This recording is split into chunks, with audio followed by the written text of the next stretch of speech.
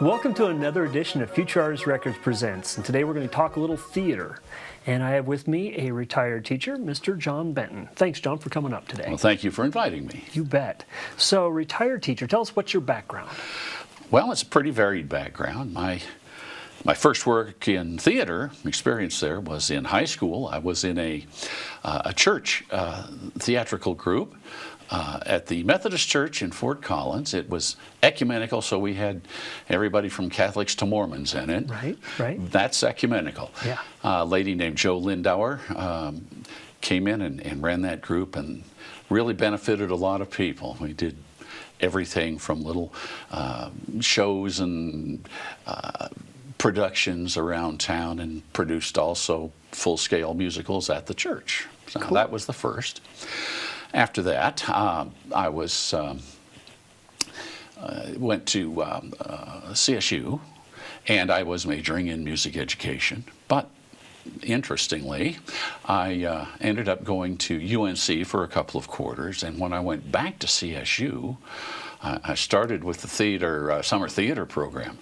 And they put me in as a theater major rather than a music major, which is fine. I like doing both. So it was kind of by default? It was kind of by default, yeah. But I wanted both anyway. I did finally end up getting both music and theater credits so that I could teach both. Cool. I was in good shape for that. But I've been in various plays here and there and directed some things around with community theaters, and it's just been really the major part of my life for a long time. That's cool. And it's funny how that works out. Sometimes you end up, like you said, going for one thing and it ends up bumping into something else, which is great. And now that I've retired, I've started doing a lot more music. So nice. It's really interesting. Now, how is your perception of the arts affected by your experience as a teacher? The arts are important. My feeling about the arts is that everyone needs to be involved. That's what makes us human. My perception of the arts, I see that they are undervalued many times when it comes down to counting nickels and allocating space, those sorts of things. Right. But I certainly see how much theater, especially music and the arts, benefit many students. It seems that people look at the sports and say, well, yeah, team player, they learn to be proud of themselves. Well, you can be proud of yourself doing theater, and there are many more people that can take advantage of it. Right. I mean, there's always something for almost anyone in theater, no matter their physical abilities or anything. There's backstage, in front of the stage. Yeah. So it's important. You kind of started to answer the next question already, which is great, and that is, why is theater important? So when you're looking at theater in education, and you talked about sports and the way it can impact kids and how it's undervalued, so what's the importance of the education of theater? Well, I'll share a story I think I shared with you before. Yeah. When I did my student teaching, it was at Poudre High School with Mr. Dwayne Wilsey, great guy. He was my cooperating teacher.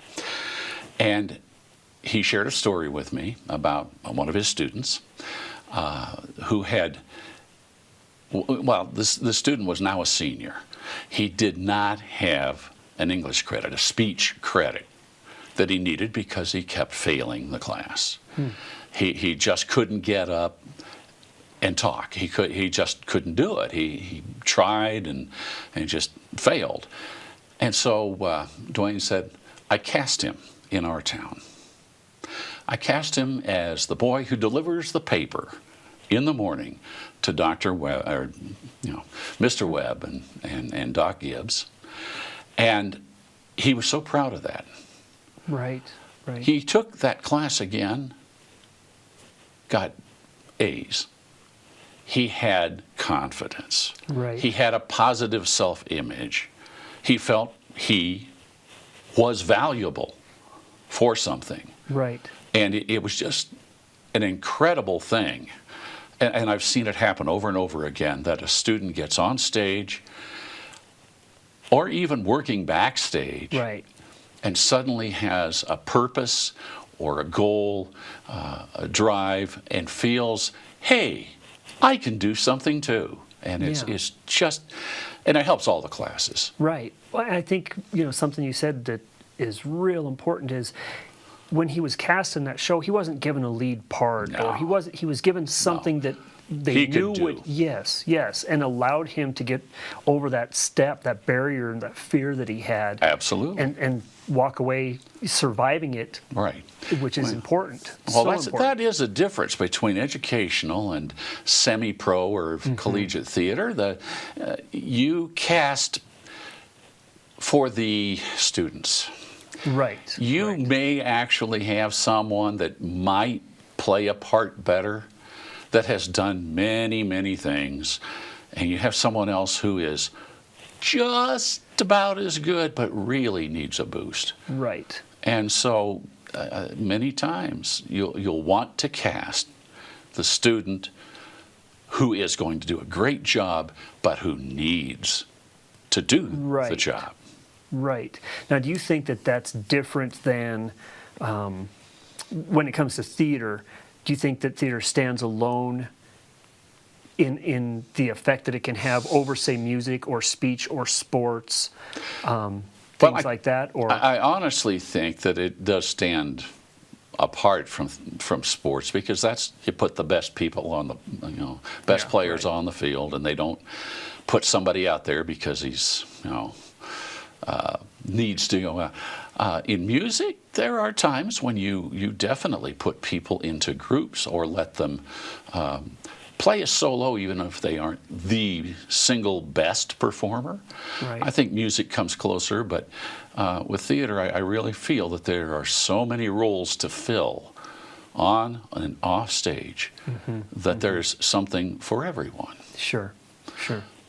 Now, you say on and off stage. When it comes to that, the world that the people see that's on stage is a completely different world than the world that exists behind stage. They're different.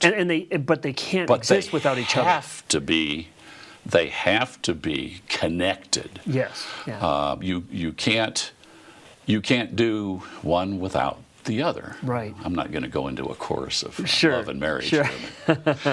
No, it's really important. The people who are on stage performing, the talent, is one part of it, but there are so many other parts, from the playwright all the way down to the costumer, the lighting technician, the set designer, the construction people, the box office, Right, publicity. right. It's just a huge amount of things. I mean, there's so much more under the tip of that iceberg that the audience sees. Right. And if it isn't all put together and done correctly and done with an eye to the other parts of theater, it is not going to be a total success. It's not going to be as good as it can be. So I see that a lot. I mean, it's a very team sport type thing. Yes, and that brings me to the question of what kind of crossover do you see between actors and technicians in a classroom setting in theater? That's interesting. And I think not just classroom, but I think on stage. There are many places where there is a hierarchy somehow has been established. I'm an actor. Right. And you are, nothing. And the actors and the backstage people, the technicians, are just kind of at each other's throats, and nobody values anybody. It comes time to take the set down, and the actors are gone. I mean, Right. They're out of there. They aren't going to deal with that mess. Not in my theater. It didn't happen, and I'll say also not in. Another teacher I really, really respected, Chuck Albers, Yeah. who was the music teacher at Skyline High School when I was there. he required his singers to help set up and break down. And you just can't have a production that feels right if people are not honoring each other. Well, it creates not just a respect of the other person's roles, but an appreciation for what it takes to get that done. I Absolutely. think from both sides. You don't want the audience to know every little thing that you had to Right. do in order to put it on stage. Their job is to suspend their disbelief, watch what's happening, and experience it Right. without being distracted by things that are going wrong Right. or strange thoughts that you might occur because of something that happens. Sure. But it is everyone's job on stage. The biggest compliment you can give to a sound engineer is, "Oh, I didn't even know you were there." Right. You shouldn't notice what they're doing, Right. It allows the magic to happen that way. but it needs to be there, Right. like a string bass in a jazz band. Right. Absolutely. So now all these parts are coming together, and you've got all this teamwork and stuff happening. How has technology affected that? It's done many things. One, it's made it a lot easier to be a technician. You can do a lot of things you couldn't do, or you can do it with a lot less work. It also has tended to get the attention away from what theater really is. And theater is telling a story. It's not making things flash and jump and pop. You can do so much with effects that it tends to get out of hand in a lot of places. I've never been a huge fan of Feed Me, Seymour. Oh, yes. The little Shop of Horrors. Shop of Yes, Horrors. yes, I've never yes. been a big fan of that as a play because here's this mechanical thing up there. And it seems So to... it relies on the effects rather than yeah, the it story. really seems to do a lot. Yeah. I mean, yes, there is a story, and it's Absolutely. much better than a lot of things for story. I know a story of when they produced The Music Man on Broadway. There's the scene where Harold Hill is out in the park, and he's feeling bad because of what's happened with him and the music teacher. So he's standing out there, and he's supposed to go over to the footbridge. Well, in this set, there was no footbridge, so they had a motorized footbridge. And the footbridge came from stage right and just rolled itself right out so he could stand on it. So instead of listening to Harold Hill talking about how he was feeling, everybody is looking at ding-a-ding-a-ding-a-ding-a-ding-a-ding-a-ding-a-ding-a-ding. So it takes away. So it takes everything away. It takes you Yeah. totally out of the moment. You don't. Yeah. You don't believe it anymore. It's Right. just, hey, look, isn't that cool? Yeah. Which brings me to another thing. When you're talking about technology, obviously you bring in social media, which has Absolutely. created something different. So what is the difference between theatrical and theater?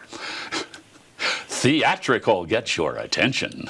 Now, theatrical is I'm not sure it's a great word, actually, Okay. but because it does come from theater. But theatrical is just like, oh, there's so much drama. Well, no, it's angst, a lot of it. Right. Theatrical is, I saw a show that was theatrical, but I didn't feel it was theater. That was the stage production of Lion King. It was a pageant. They didn't really tell the whole story, I didn't feel, but we spent all our time watching these fantastic costumes on actors, being animals. And they actually came and paraded through part of the house, but I just felt like, well, okay, it's, a circus is theatrical. Right. It's not really theater. Theatrical is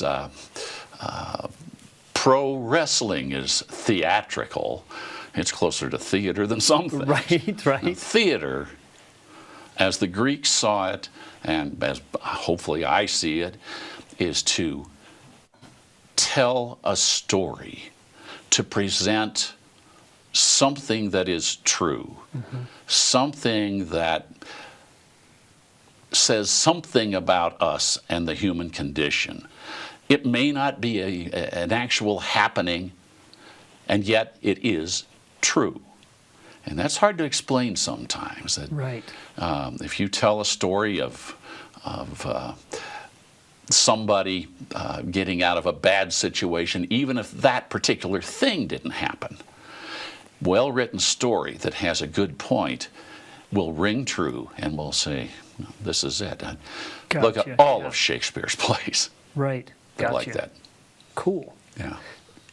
Having said all of that, stories, stage and backstage, the education part of it, what can be done? What do you see, not necessarily that we have to do, but something that could really help build up and expand interest in local theater, high school theater, and get people involved again in true theater and kind of away from the theatrical?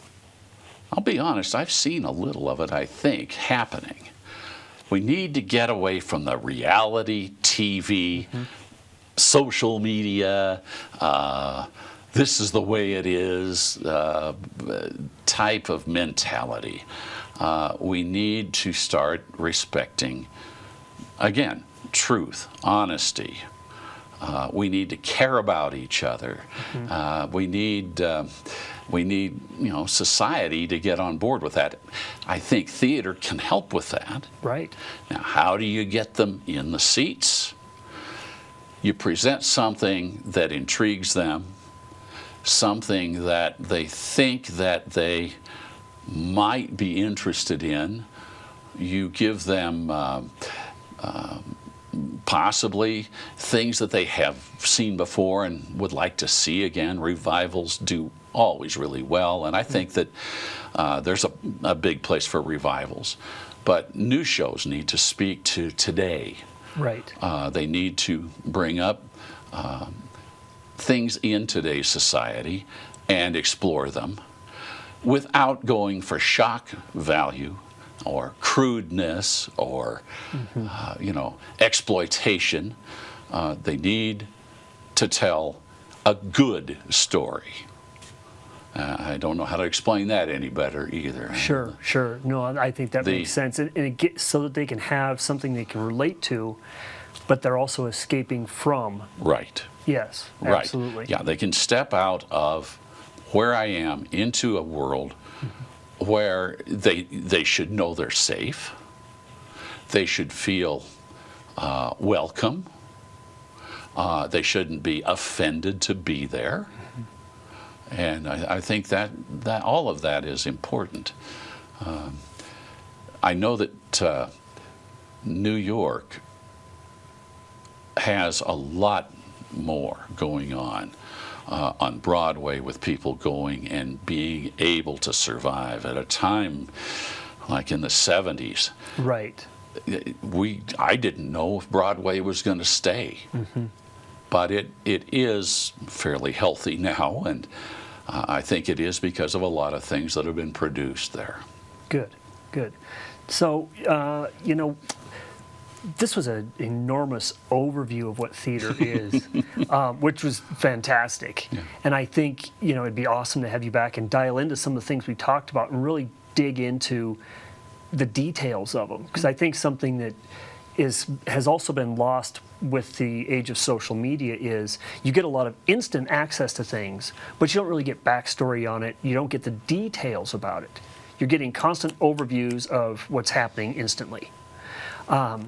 And I think it'd be interesting to see how people would respond to knowing the details of what goes into a show. Well, theater is not an instant gratification Right. for the people in it. Right.